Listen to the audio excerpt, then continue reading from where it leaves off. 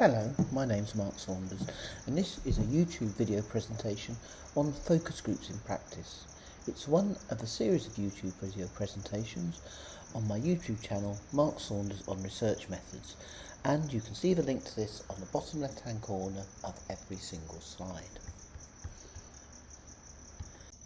In this YouTube video presentation, I'm going to be focused on a project I did with a good friend of mine, David Gray, and this project was looking at SME success, small and medium enterprises success, and their overall project was called Success in Challenging Times. What we're going to be focusing on in the case is a mixed methods design looking at how SMEs get finance and also how they use social capital, and within that we're going to narrow right down and look at how focus groups will use there. I'm going to talk about how we prepared for the focus group and how we operationalised, how we actually did it, and also look at what a checklist of questions for undertaking a focus group would look like. And then, as usual, I'll finish with further reading. I'd also like to point out that this is one of a number of videos on focus groups, and that there will be another one actually looking at the structure and how we actually put it together. So, this case, SME success, and looking at financial and social capital. On the right hand side of the slide you can see the two reports that were generated from this, and the aspect we're looking at, the SMEs using bank finance and how they generated social capital, were part of a much broader project which included a national survey on the triggers for SME success, and this went out to over 1,000 SMEs in terms of the number of responses we get. And you'll know from listening to other of my videos that with questionnaires you sometimes get very low response rates. So this is actually based on a survey which was sent out to over 16,000 SMEs. We also used for this project secondary data, which we analysed from UK government reports, but the aspect I'm going to focus down on is the two SME focus groups. This is alongside 10 in-depth interviews that were undertaken with SME managers, and also analysing the major UK banks and how they undertook their policies and presented these through websites. So let's start by looking at the preparation and operationalisation of the actual two focus groups we undertook. The first thing we had to think about was the location of the focus groups. Now this research was being done across the UK, so we had two focus groups in different parts of the UK. But there's also thinking about location in terms of the room in which the focus group was being undertaken. And we wanted a room which was safe, one which we weren't going to be disturbed, and one where people could sit comfortably, such as the one in the photograph. We then had to send out an invitation, in other words, gain a physical access to the people involved. And these invitations were sent out through chambers of commerce who we were working with, and these are industry bodies which look after focus groups in large urban locations. Then there was thought about how would we compose the groups, who should be involved in this, and we'll come back to this and talk a little bit more later. So now let's spend a little bit of time looking at the checklist of questions and how we actually prepared in having a checklist to follow for undertaking the focus groups. And so in this we divided this into a series of three separate headings: the preliminary things we needed to do before we actually started the focus group proper, aspects of financial capital, followed by a break, and then we moved on to the second half. So let's look at that first half.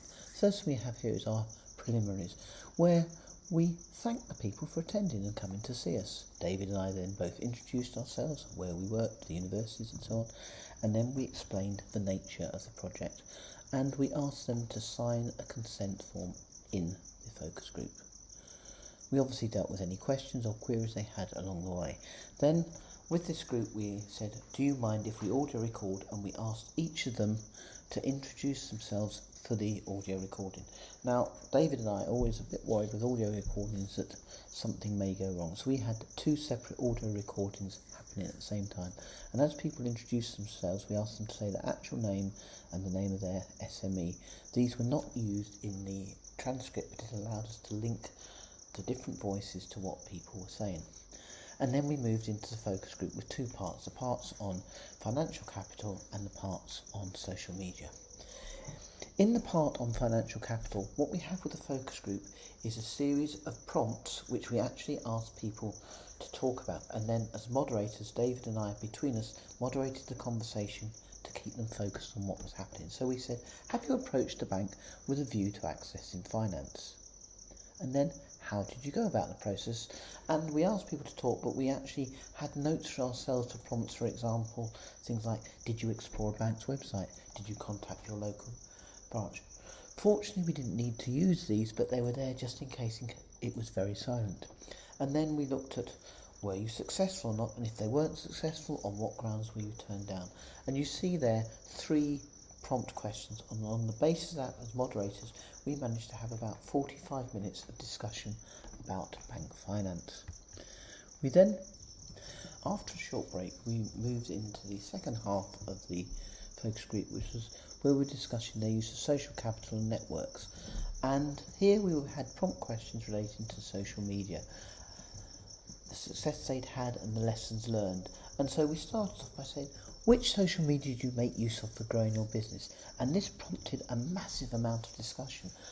And what we found was, as they were discussing, they were talking about what worked well and what didn't work well, and the things they'd learnt about what not to do again. So when you look at these 3 prompts, the second and the third one were never actually used at all.